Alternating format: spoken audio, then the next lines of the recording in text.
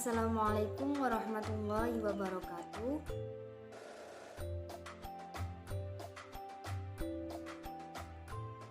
Perkenalkan, nama saya Laili Masyaro. Saya dari Fakultas Tarbiyah Ilmu Keguruan IAIN Tulungagung, jurusan Tadris Biologi.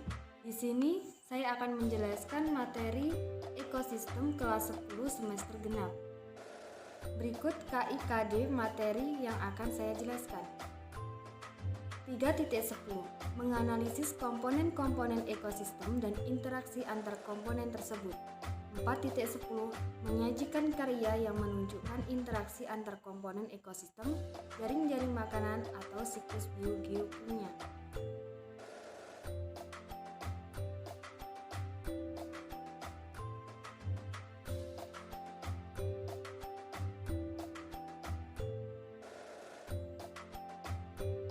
Materi yang pertama yaitu ekosistem.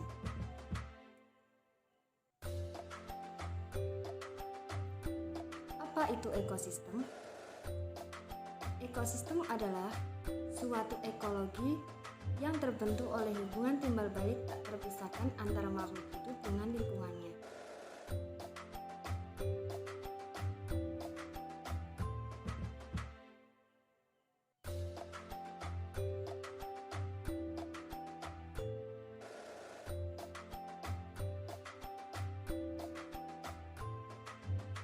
Macam-macam ekosistem itu sendiri ada ekosistem darat,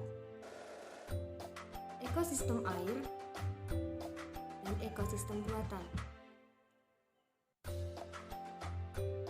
Ekosistem darat meliputi ekosistem tropis, padang rumput, sabana, gurun, hutan gugur, tundra, dan taiga.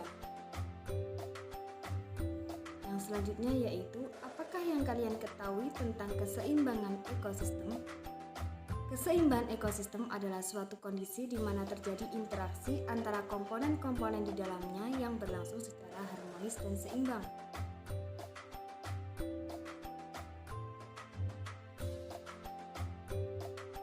Komponen dalam ekosistem terdiri atas komponen biotik dan komponen abiotik. Komponen biotik meliputi organisme autotrof dan organisme heterotrof. Sedangkan komponen abiotik meliputi air, tanah, udara, matahari, suhu, serta kelembapan.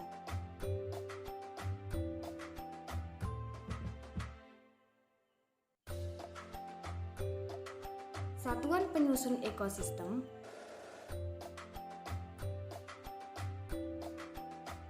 yang pertama yaitu individu, yang kedua yaitu komunitas, yang ketiga yaitu populasi, dan terakhir yaitu ekosistem dan biosfer.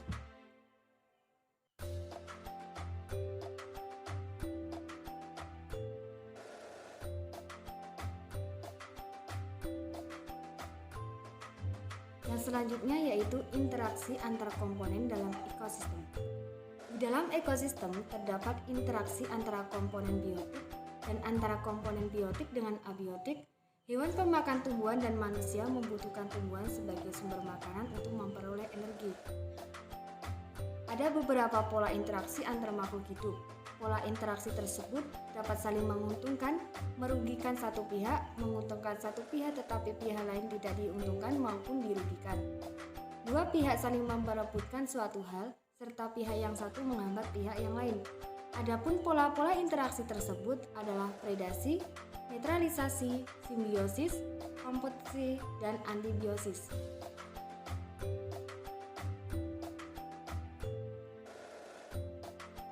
Yang pertama yaitu predasi.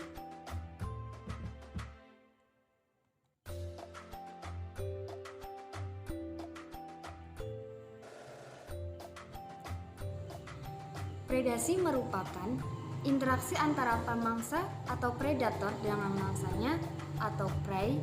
Hubungan antara pemangsa dan hewan yang dimangsanya sangatlah erat. Pemangsa tidak akan dapat hidup jika tidak ada mangsa. Selain itu, pemangsa juga berperan sebagai pengontrol populasi mangsa. Yang kedua yaitu netralisme.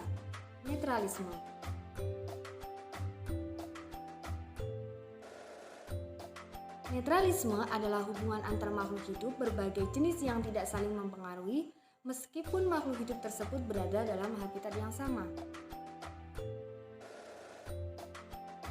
Yang ketiga, ada simbiosis. Simbiosis merupakan interaksi antara makhluk hidup berbeda jenis dalam satu tempat dan waktu tertentu yang hubungannya sangat erat. Simbiosis dibagi menjadi tiga: simbiosis mutualisme, simbiosis parasitisme, dan simbiosis komensalisme. Simbiosis mutualisme merupakan hubungan antara dua jenis makhluk hidup yang saling menguntungkan. Simbiosis parasitisme yaitu simbiosis yang menguntungkan satu pihak sedangkan pihak lain dirugikan. Pihak yang mendapat keuntungan disebut sebagai parasit. Simbiosis komensalisme merupakan simbiosis yang menguntungkan satu pihak sedangkan pihak lain tidak diuntungkan maupun dirugikan.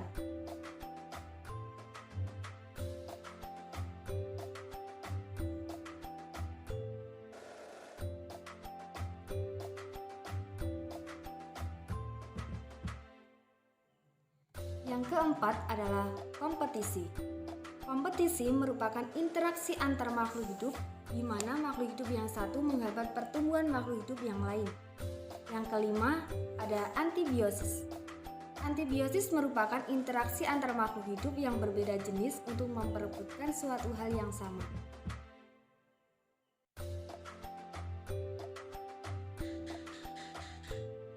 Pada gambar 1 yaitu gambar netralisme. Pada gambar kedua adalah predasi. Gambar ketiga adalah kompetisi. Gambar keempat adalah gambar simbiosis. Dan terakhir adalah gambar antibiosis.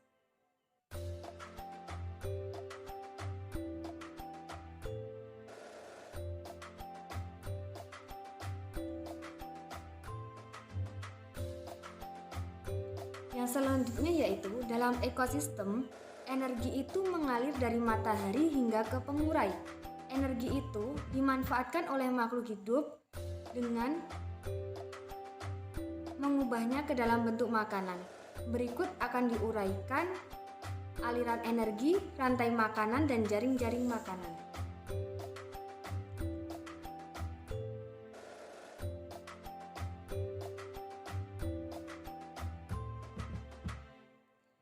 Yang pertama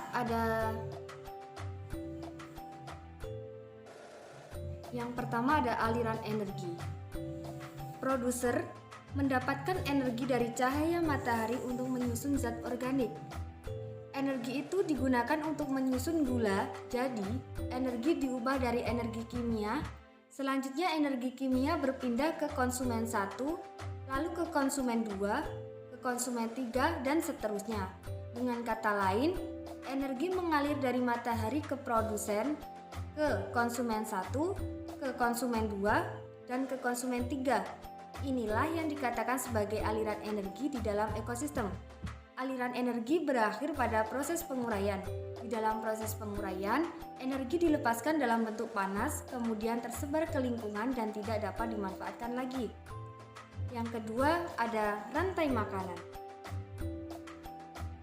Sebagai produser, tumbuhan menyediakan makanan bagi makhluk hidup lainnya. Tumbuhan dimakan konsumen 1, konsumen 1 dimakan konsumen 2, konsumen 2 dimakan konsumen 3, dan seterusnya. Hingga karnivor, puncak. Peristiwa makan-dimakan dapat digambarkan dan diurutkan dalam bentuk linier yang dikenal sebagai rantai makanan. Ini adalah gambar rantai makanan pada berbagai ekosistem.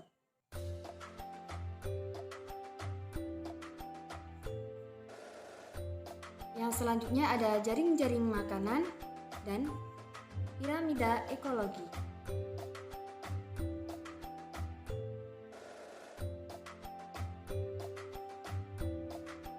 Di alam, perjalanan makanan tidak hanya dapat digambarkan secara sederhana dalam bentuk rantai makanan.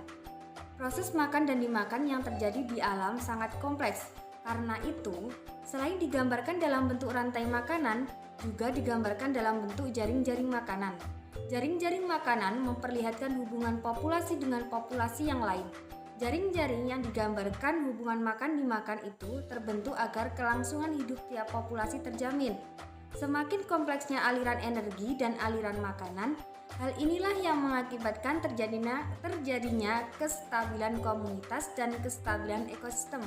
Artinya, jika salah satu populasi spesies hilang, jaring-jaring makanan masih tetap berjalan. Yang selanjutnya yaitu piramida ekologi. Dalam ekosistem alami, biasanya produser yang menempati tingkat trofik pertama memiliki jumlah yang lebih besar dibandingkan konsumen tingkat 1 dan konsumen tingkat 2.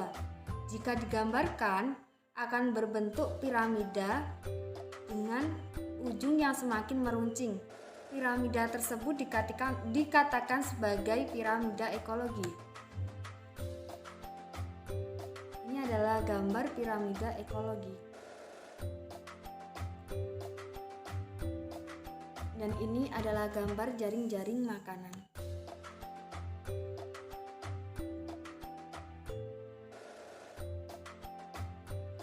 Yang selanjutnya ada siklus biogeokimia. Siklus biogeokimia atau siklus organik anorganik adalah siklus unsur atau senyawa kimia yang mengalir dari komponen abiotik ke biotik dan kembali lagi ke komponen abiotik. Siklus tersebut tidak hanya melalui organisme tetapi juga melibatkan reaksi-reaksi kimia dalam lingkungan abiotik.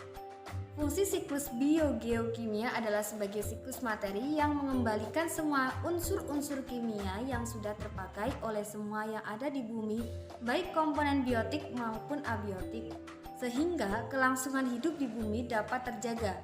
Siklus-siklus biogeokimia antara lain siklus air, siklus sulfur atau belerang, siklus nitrogen, siklus karbon, dan siklus fosfor.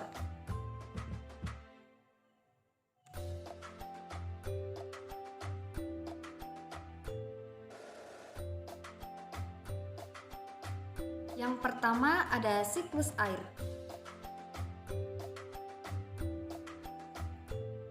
Air di atmosfer berada dalam bentuk uap air. Uap air berasal dari air di daratan dan laut yang menguap karena panas cahaya matahari. Sebagian besar uap air di atmosfer berasal dari laut, karena laut mencapai 3/4 luas permukaan bumi. Uap air di atmosfer terkondensasi menjadi awan yang turun ke daratan dan laut dalam bentuk hujan. Air hujan di daratan masuk ke dalam tanah membentuk air permukaan tanah dan air tanah. Tumbuhan darat menyerap air dan ada di dalam tanah. Dalam tubuh tumbuhan, air mengalir melalui suatu pembuluh. Kemudian melalui transpirasi, uap air dilepaskan oleh tumbuhan ke atmosfer. Transpirasi oleh tumbuhan yang mencakup 90% penguapan pada ekosistem darat. Hewan memperoleh air langsung dari air permukaan serta dari tumbuhan dan hewan yang dimakan. Sedangkan manusia sebagai urin dan keringat, air tanah dan air permukaan sebagai mengalir ke sungai, kemudian ke danau dan ke laut. Siklus ini disebut siklus panjang, sedangkan siklus yang dimulai dari proses transpirasi dan evapotranspirasi dari air yang terdapat di permukaan bumi, lalu diikuti oleh presipitasi atau turunnya air ke permukaan bumi disebut siklus pendek. Yang selanjutnya yaitu siklus karbon.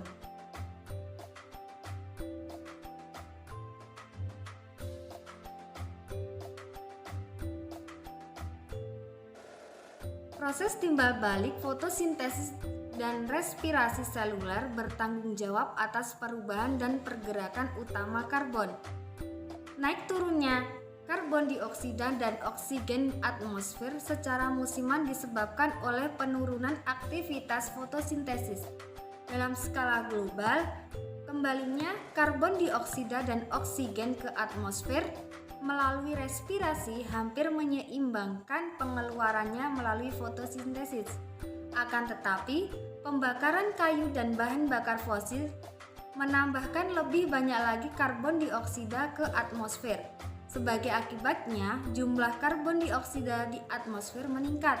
Karbon dioksida dan oksigen atmosfer juga berpindah masuk ke dalam dan keluar sistem akuatik, di mana karbon dioksida dan oksigen terlibat dalam suatu keseimbang dinamis dengan bentuk bahan anorganik lainnya. Berikut adalah gambar siklus air yang sudah saya jelaskan di awal tadi. Dan berikut ini adalah gambar siklus karbon.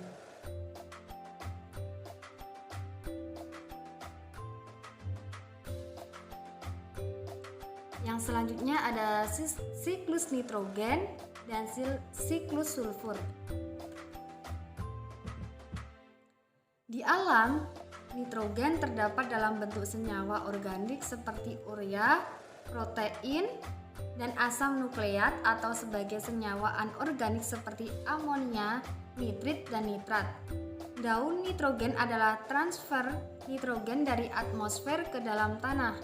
Selain air hujan yang membawa sejumlah nitrogen, penambahan nitrogen ke dalam tanah terjadi melalui proses fiksasi nitrogen. Fiksasi nitrogen secara biologis dapat dilakukan oleh bakteri Rhizombium yang bersimbiosis dengan polong-polongan, bakteri Azotobacter, dan Clostridium. Selain itu, ganggang hijau biru dalam air juga memiliki kemampuan memfiksasi nitrogen. Nitrat yang dihasilkan oleh fiksasi biologis digunakan oleh produsen. Hasilkan oleh fiksasi biologis digunakan oleh produsen atau tumbuhan diubah menjadi molekul protein. Selanjutnya, jika tumbuhan atau hewan mati, makhluk pengurai merombatnya menjadi gas amoniak NH3 dan garam amonium yang larut dalam air NH4+. Proses ini disebut dengan amonifikasi. Bakteri Nitrosomonas mengubah amoniak dan senyawa amonium menjadi nitrat oleh nitrobakter. Apabila oksigen dalam tanah terbatas, nitrat dengan cepat ditransformasikan menjadi gas nitrogen atau oksida nitrogen oleh proses yang disebut denitrifikasi. Yang selanjutnya ada siklus sulfur. Siklus sulfur atau belerang. Sulfur terdapat dalam bentuk sulfat anorganik. Sulfur direduksi oleh bakteri menjadi sulfida dan kadang-kadang terdapat dalam bentuk sulfur dioksida atau hidrogen sulfida. Hidrogen sulfida ini seringkali mematikan makhluk hidup di perairan dan pada umumnya dihasilkan dari penguraian bahan organik yang mati. Tumbuhan menyerap sulfur dalam bentuk sulfat SO4. Perpindahan sulfat terjadi melalui proses rantai makanan. Lalu, semua makhluk hidup mati dan akan diuraikan komponen organiknya oleh bakteri. Beberapa jenis bakteri terlibat dalam daur sulfur, antara lain Desulfoma, Culum, dan Desulfibrio yang akan mereduksi sulfat menjadi sulfida dalam bentuk hidrogen sulfida H2S. Kemudian H2S digunakan bakteri fotoautrotrof anaerob seperti Chromatium dan melepaskan sulfur dan oksigen. Sulfur dioksida menjadi sulfat oleh bakteri chemolitotrof seperti Thiobacillus. Berikut adalah gambar siklus nitrogen yang sudah saya jelaskan tadi dan gambar siklus sulfur atau belerang.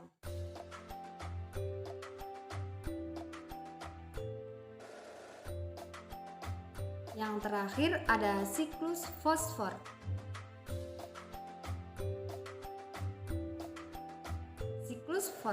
Siklus fosfor merupakan elemen penting dalam kehidupan karena semua makhluk hidup membutuhkan fosfor dalam bentuk ATP atau adenosin trifosfat sebagai sumber energi untuk metabolisme sel.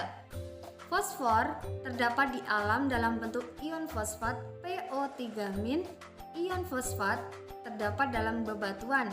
Adanya peristiwa erosi dan pelapukan menyebabkan fosfat terbawa menuju sungai hingga laut membentuk sedimen. Adanya pergerakan dasar bumi menyebabkan sedimen yang mengandung fosfat muncul ke permukaan. Di darat, tumbuhan mengambil fosfat yang terlarut dalam air tanah. Herbivora mendapatkan fosfat dari tumbuhan yang dimakannya, dan karnivora mendapatkan fosfat dari herbivora yang dimakannya. Seluruh hewan mengeluarkan fosfat melalui urin dan feses.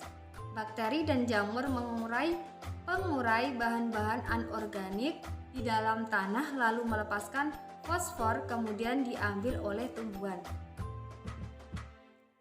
Berikut adalah daun fosfor. Fosfor memasuki tanah dan air melalui pelapukan batuan. Tanaman mengambil ion fosfor ini dari tanah. Fosfor kemudian dipindahkan dari tanaman ke herbivora. Herbivora kemudian dimakan oleh karnivora. Fosfor yang diserap oleh hewan dikembalikan ke tanah melalui ekskresi dan dari dekomposisi tumbuhan dan bahan mati oleh mikroba.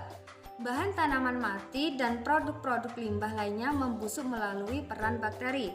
Fosfat dilepaskan ke lingkungan. Fosfor dalam tanah tercuci atau terkikis ke dalam air. Mungkin itu saja yang dapat saya sampaikan. Apabila ada salah kata, saya mohon maaf. Sekian, terima kasih. Akhirul kalam. Wassalamualaikum warahmatullahi wabarakatuh.